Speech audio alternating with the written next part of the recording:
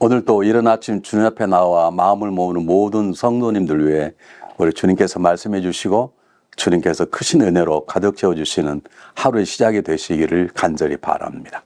오늘 저희들이 함께 볼 하나님의 말씀 말라기 4장 5절로 6절 말씀입니다. 구약성 가장 마지막 부분 말라기 4장 5절 6절 말씀을 제가 봉독하겠습니다. 보라, 여호와의 크고 두려운 날이 이르기 전에 내가 선지자 엘리야를 너에게 보내리니 그가 아버지의 마음을 자녀에게로 돌이키게 하고 자녀들의 마음을 그들의 아버지에게 돌이키게 하리라. 돌이키지 아니하면 두렵건대 내가 와서 저주로 그 땅을 칠까 하노라 하시니라. 아멘. 하나님의 귀한 말씀입니다. 우리가 성경을 가끔 읽을 때 보라라는 단어가 많이 나옵니다.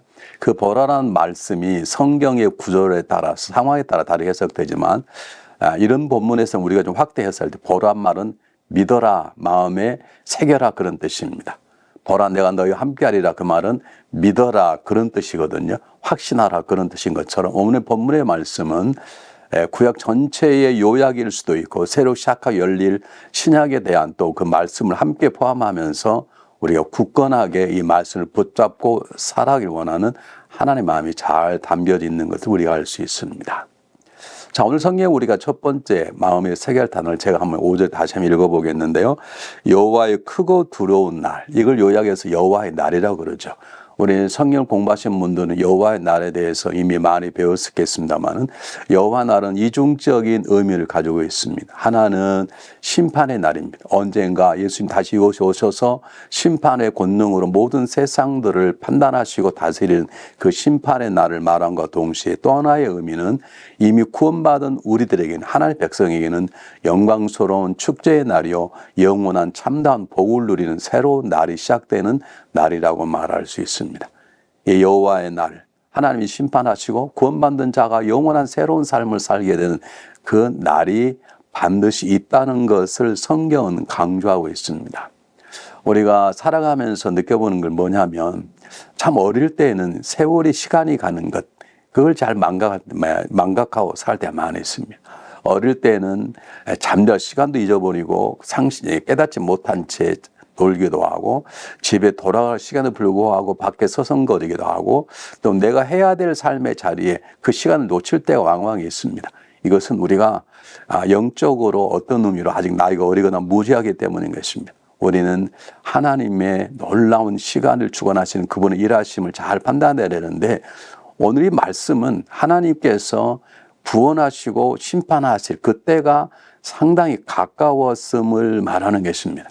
우리가 몇 월 며칠 앞으로 몇 년 남았다고 말할 수는 없는 것이지만 오늘 이 본문의 말씀은 어쨌든 그 날이 하나님께 심판하시고 구원받는 자 주어는 영원한 복된 삶의 그 날이 상당히 가까웠음을 뜻하는 것인데 우리 그런 마음으로 오늘 성경 본문을 읽어내려 가겠습니다.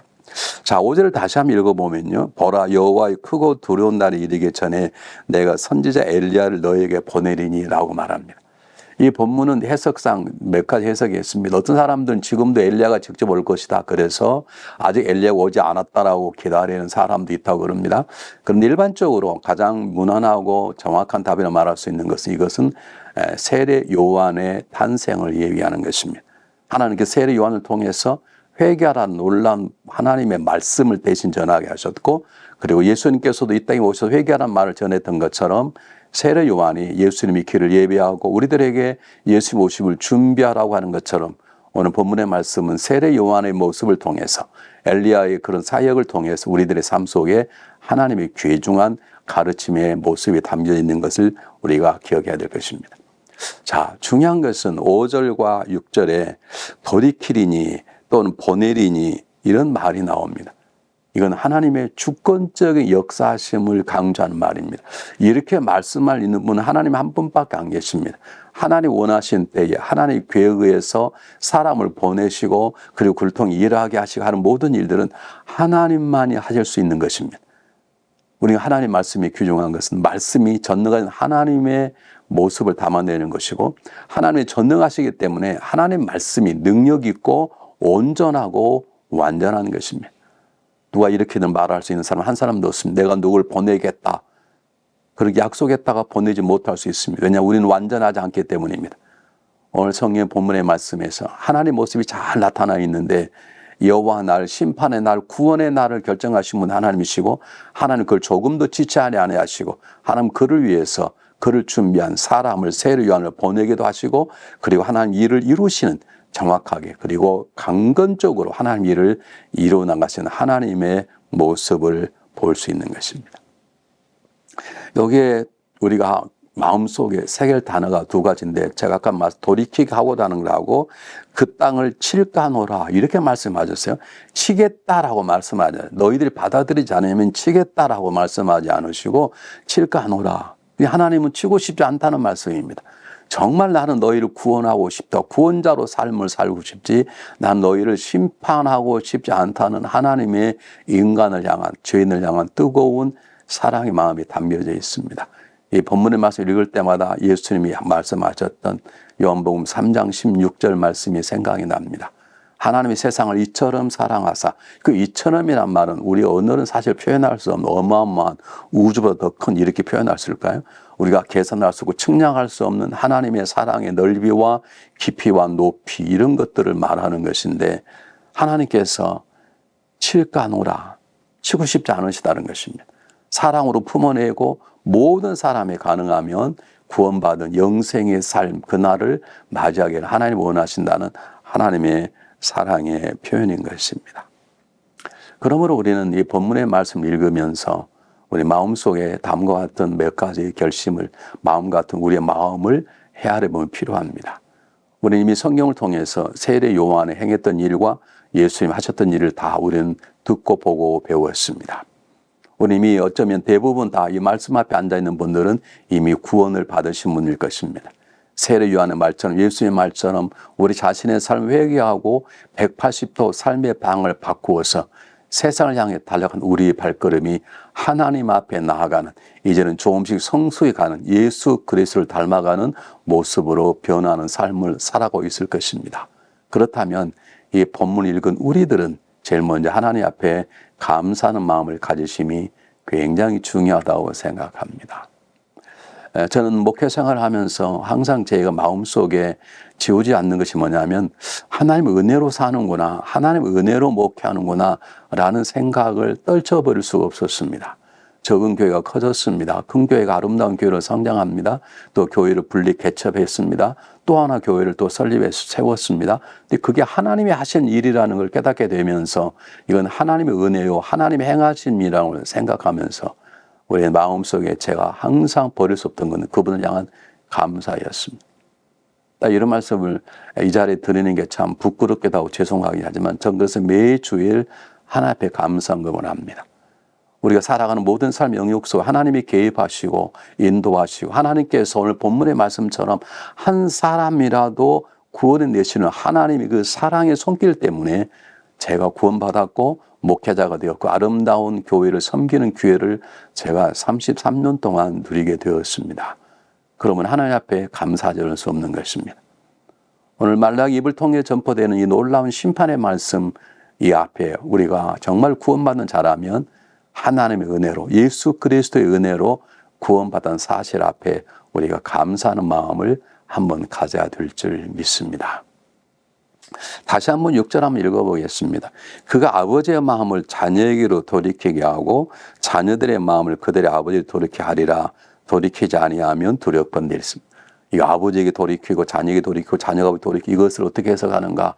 해석한 따라서 이것은 하나의 가정의 복음만을 해석한 분도 계시지만 우리가 성경 전체를 놓고 보면 세대에 이어서 하나님의 놀라운 이런 구원의 역사, 하나님의 심판의 복음에 대한 경고의 말씀이 전달되기를 원하시는 거고 그리고 전파되어서 수많은 사람들이 대대로 이어갈수록 하나님의 백성이 되기를 원하는 구원받는 사람 수가 늘어나기 원하는 하나님의 마음의 표현이라고 생각합니다.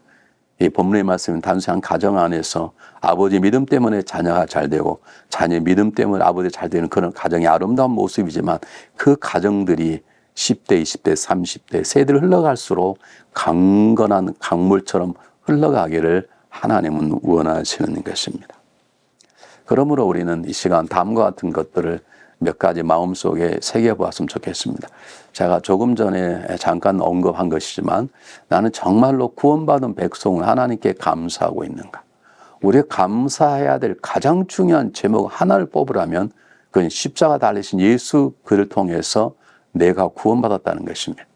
우리는 기도 응답을 받을 때가 있습니다. 하나님의 은혜로 부요함을 누릴 때가 있습니다. 하나님의 은혜로 건강한 공동체 어떤 일원이 될 수 있고 리더가 될 수 있고 세상에 선한 영향을 끼치는 존재로 살아갈 수 있습니다. 그 모두 다 하나님께 감사할 제목입니다. 그런데 정말 감사는 그리스도의 십자가 보혈로 나를 구원해 내신 것입니다. 성령의 능력으로 들려온 복음을 나를 향한 복음으로 믿고 예수 십자가가 나를 위한 십자가로 믿고 받아들이는 그런 믿음이 결단은 성령의 도우심이 없이는 안 되기 때문에 이 구원의 모든 하나님의 은혜라고 생각하고 우리가 감사해야 될 가장 첫 번째 항상 감사할 가장 큰 감사는 나를 구원한 하나님의 은혜고 내가 구원받아 오늘 이렇게 하나님 앞에 나와 새벽 제단에 기도에 자리에 앉게 되었다는 것 그것이 우리의 감사의 제목 가운데 가장 큰 감사를 뵙습니다. 근데 우리가 살아가면서 때때로 많은 분들이 삶에 어려움이 오면 불평하고 또 저에게 와서 묻고 심지어는 따지는 분도 계십니다. 목사님 제가 이렇게 사는데 요즘 삶에 제가 이렇게 왜 어려울까요? 요즘은 정말 감사한 마음이 안 나옵니다. 그 이해할 수 있습니다. 그러나 때때로 삶이 어렵고 때때로 질병 가운데 있고 때때로는 고통을 당하여도 구원받음에 대한 그것은 아무것도 아니죠. 그 모든 고통과 어려움과 슬픔보다 큰 것이 구원의 감격이기 때문에 우리는 어떤 상황 속에서도 하나님께 감사하는 삶을 살아가야 될 줄 믿습니다. 두 번째 오늘 본문의 말씀을 우리 주는 게 뭐냐면 하나님께서 말라기서를 통해서 우리에게 놀라운 경고의 말씀, 감사의 말씀을 전하는 것처럼 우리도 그런 삶을 살아가야 된다는 것입니다. 이게 첫 번째, 두로 나누면 첫 번째, 우리가 그러면 그렇게 구원받은 감사의 하나님 마음이 있다면 우리는 그렇게 감사하는 삶을 살아내고 있는가? 아니면 내가 구원받음이 정말 감사하고 십자가 보혈의 눈물과 찬송의 감사를 드리지만 그걸로 끝이요. 삶은 가정에서도 교회에서 세상 속에서도 구원받지 못한 사람처럼 살아버린다면 우리의 믿음에는 분명히 어떤 문제가 있는 것이라고 생각할 수 있습니다. 정말 구원받음이 어떤 것보다 감사라면 우리는 그 감사하는 마음으로 오늘 살아간 삶 현실 속에 저어진 세상의 유혹, 때때는 환난과 핍박들을 감사하는 마음으로 넉넉하게 이겨내고 세상 속에서 빛과 소금으로 살아내는 삶을 살아가야 될 것입니다. 그렇습니다. 때때로 어려움이 있습니다. 저도 목회하면서 얼마나 많은 힘들고 어려움이 있는지 모릅니다. 그러나 그 어려움보다 어려움을 다 모아놓아도 십자가 달리신 그리스도의 사랑보다는 크지 않습니다.